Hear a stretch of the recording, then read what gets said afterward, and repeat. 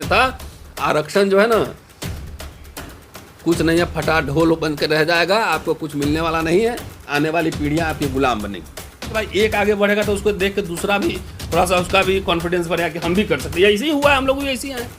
हमारे घर में कौन कलेक्टर लगा हुआ था, हमारे घर में कौन दिल्ली यूनिवर्सिटी में वाइस चांसलर है कि कैसे नौकरी मिली उसको। लड़ेंगे नहीं, भिड़ेंगे नहीं, सवाल उठाएंगे नहीं।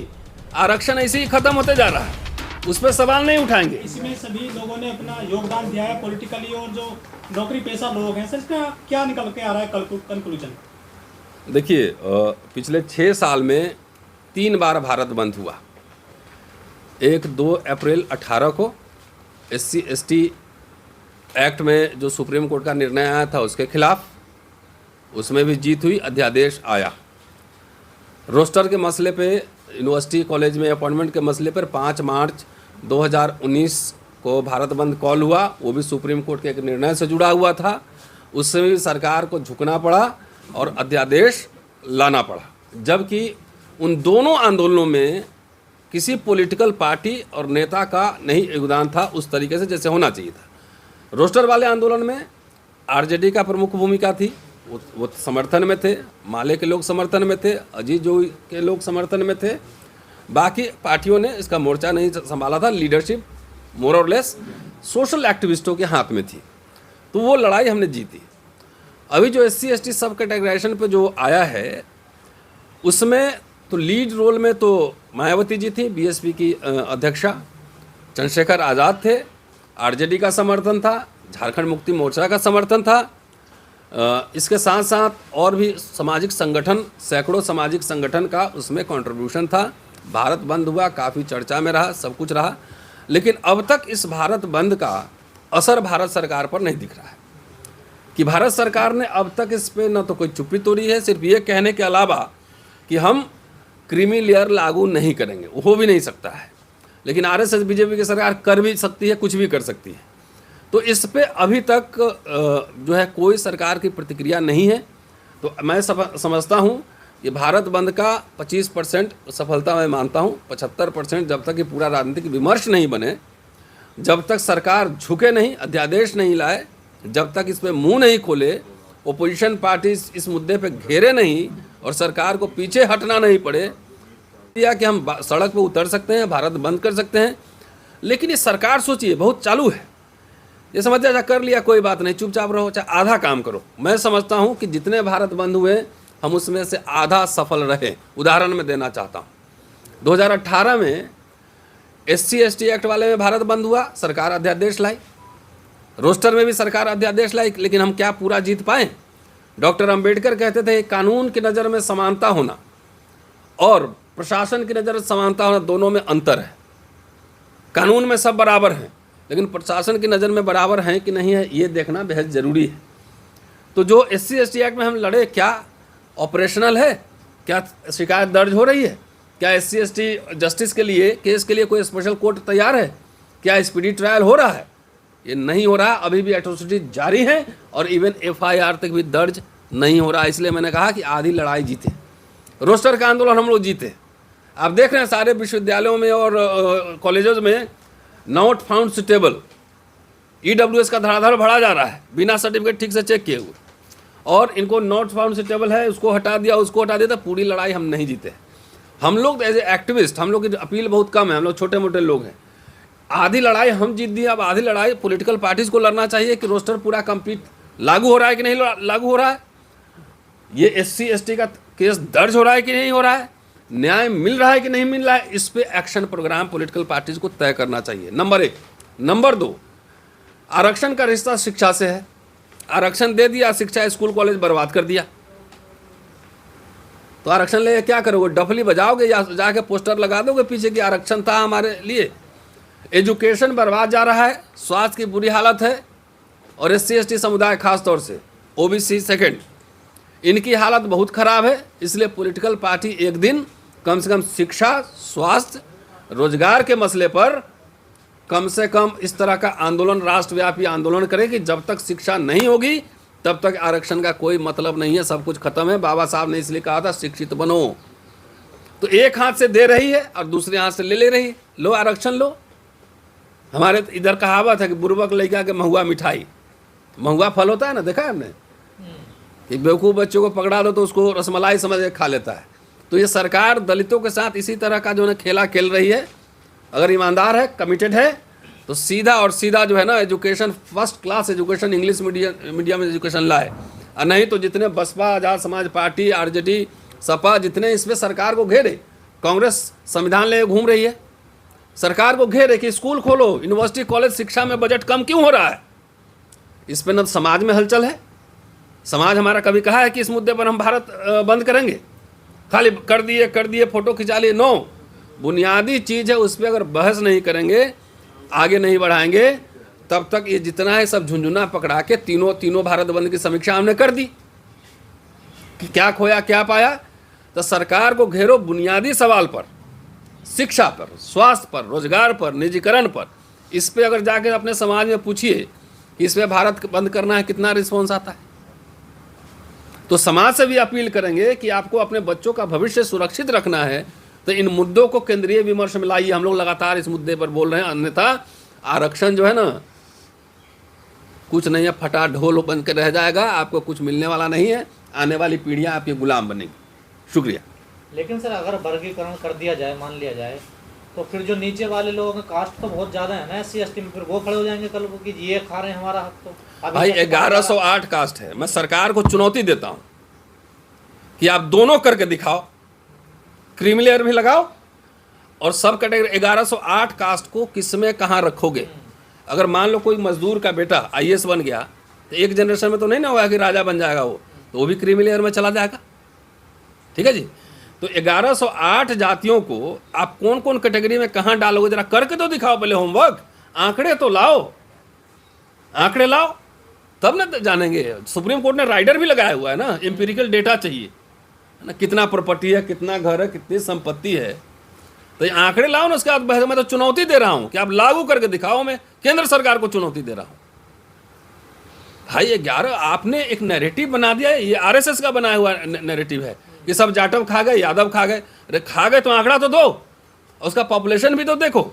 मैं ये कह रहा हूं, मैं दावे के साथ कह रहा हूं कि जितनी सबसे कमज़ोर जातियां हैं, जितने बैकलॉग है, जितनी नौकरियां हैं, सरकार को इंस्ट्रक्शन दो, बोर्ड को, बिना वर्गीकरण के, बिना कुछ किए हुए इंटरव्यू में सबको बुलाइए, लेकिन सारी नौकरियां उनको दे दो। भरो, रेलवे में सारे भरो, यूनिवर्सिटी में सारे भरो, पार्लियामेंट में फिर आपने आउटसोर्सिंग क्यों किया है?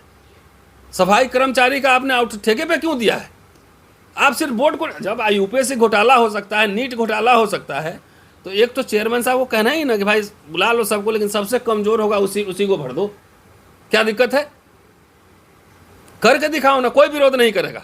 लेकिन आप बांट में अब सब कैटेगराइजेशन होगा, तो उसमें मान लो कि एक कैटेगरी बन गया, उसमें से भी कुछ जातियां जो पढ़ेंगी लिखेंगी वो आगे बढ़ जाएंगी, तो नीचे वाला फिर बोलेगा कि हमारा हक ये खा गया। फिर उसमें से थोड़ा सा बढ़ेगा तो उसके नीचे वाला बोलेगा कि हमारा हक ये खा गया। तो ये आप पेंडेरा बॉक्स ऐसा भूल भुलैया जंतर मंतर बना रहे हो। और समाज को हमको समझना चाहिए कि ऐसा उलझा के सीधा आरक्षण ही खत्म कर देगा, उसका झुंझुना बजाते रहना। इसलिए आरक्षण का दायरा बढ़ाओ और जितने बैकलॉग है तुरंत उसको भरो, स्कूल कॉलेज यूनिवर्सिटी सब बनाओ। और सबसे महादलित है ना, मैं ये कह रहा हूँ, उसके लिए रेसिडेंशियल 200 बच्चे के लिए इंग्लिश मीडियम स्कूल बनाओ। कोई अगर विरोध करेगा तो मुझे बताना, मैं वहाँ सरकार के साथ खड़ा रहूँगा। करो, बनाओ ना। जवाहर नवोदय विद्यालय बने तो दलित आदिवासी बच्चे पढ़े कि नहीं पढ़े? उसमें पढ़े ना, क्वालिटी एजुकेशन।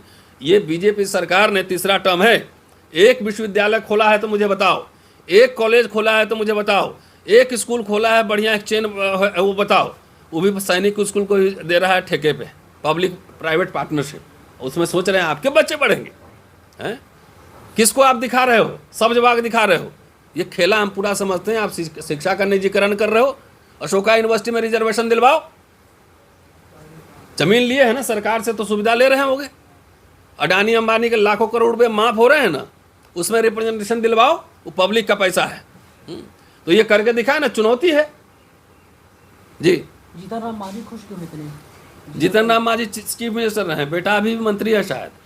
उनको एक दिन हम पूछे थे कि अब वो भी कह रहे हैं कि खा गया। जैसे बर्गर रखा हुआ है, इंटरव्यू में जाता है तो यादव जी आइए आइए बर्गर है खा लीजिए, हाँ जाटव जी आइए बर्गर है खा लीजिए, ऐसे होता है। बाबा साहब ने कहा था कि जब महार आंदोलन हमने चलाया और उसके बाद जब इंटरव्यू में हमारे लोग जाते थे तो सबसे पहले महारों को बाहर किया जाता था, क्योंकि वो लड़ाका था। कहता था और भी तालाब गंदा करना है क्या तुम लोग को, हटाओ इस सबको।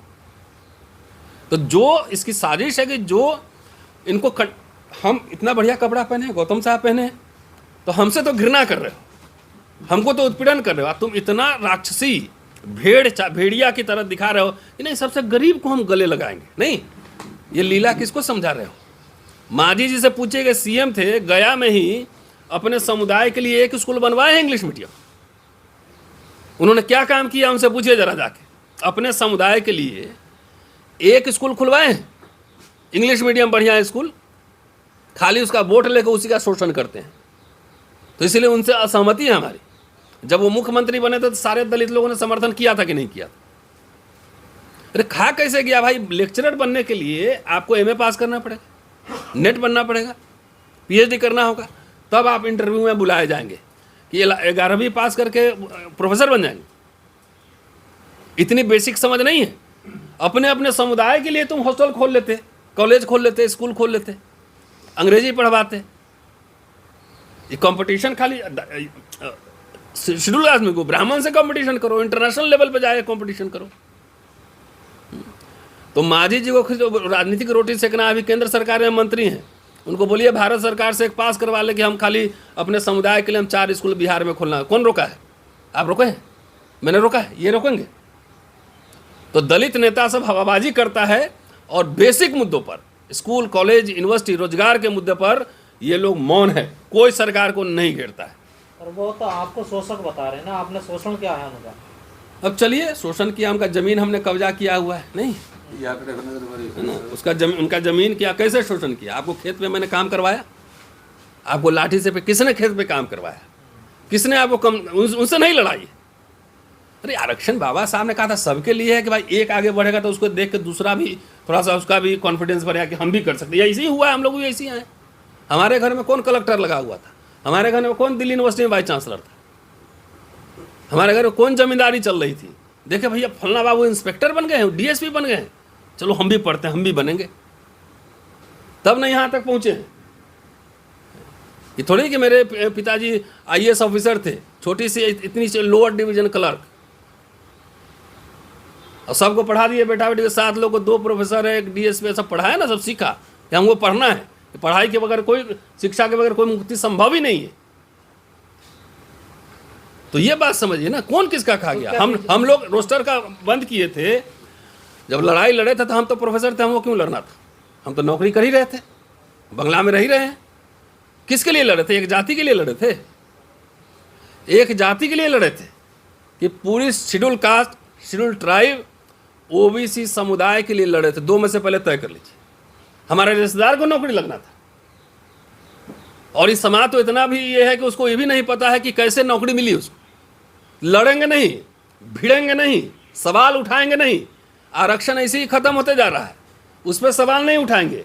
अब इतना जो है ना, इतने में हम लोग लड़ेंगे भिड़ेंगे। ये तो बीजेपी आरएसएस समझ गया है, लड़ा रहा है। आप कह रहे हैं एजुकेशन की वजह से पिछड़ गए, वो कह रहे हैं एजुकेशन तो है हमारे पास, पर इन्होंने हमें आगे नहीं बढ़ने दिया। तो किसी दलित की औकात है? मैं कह रहा हूँ कैबिनेट मिनिस्टर की औकात है तो एक वाइस चांसलर लगवा के दिखा दे मुझे। किसी दलित की औकात कैबिनेट मिनिस्टर की है? एक वाइस चांसलर लगवा के मुझे दिखाए, मैं समझ जाऊं। दलित की इतनी औकात है कि सिलेक्शन कमेटी इन्फ्लुएंस कर लेगा, यूपीएससी के बोर्ड में जाके इन्फ्लुएंस कर देगा? ये सबको इतनी मगज मारी गई है। और दूसरी बात है कि जो समुदाय ज़्यादा लड़ता है उसको ज़्यादा साइड किया जा रहा है कि इसको लाओ मत। ये उल्टा है, जो समुदाय ज़्यादा स्ट्रगल कर रहा है, चुनौती दे रहा है बीजेपी आरएसएस को, उसको ज़्यादा कीमत चुकानी पड़ रही है। भाई हमारे कॉलेज में 50 प्रोफेसर होंगे SC ST OBC के, आप जानते हैं किसी को? मुझे क्यों कीमत चुकानी पड़ रही? क्योंकि हम प्रशासन पे, सरकार पे सवाल उठा रहे हैं। तो ये उल्टा है। कोई कैसे खा गया? आप इंटरव्यू देने, फॉर्म भरने जा रहे थे तो आपको रोक लिया। सिलेक्शन कमेटी में उस जाति के 5 लोग थे जो कि आपको डिस्क्रिमिनेट करके उनको रख लिया। अरे जो सिलेक्शन कमेटी में SC ST ऑब्जर्वर आता है, वो भी आता है लड्डू खाने खाली। तुमको नहीं पता है अभी, मैं सब जानता हूँ। लड्डू खा के 2000 रुपया TA लेकर साइन करके चला जाता है। ये उनकी इतनी औकात होती है। 27 साल यूनिवर्सिटी में पढ़ा चुका हूँ ना, अब 5,000 हो गए, हैं 2,000 नहीं 5,000 हो गए अब। चलिए शुक्रिया।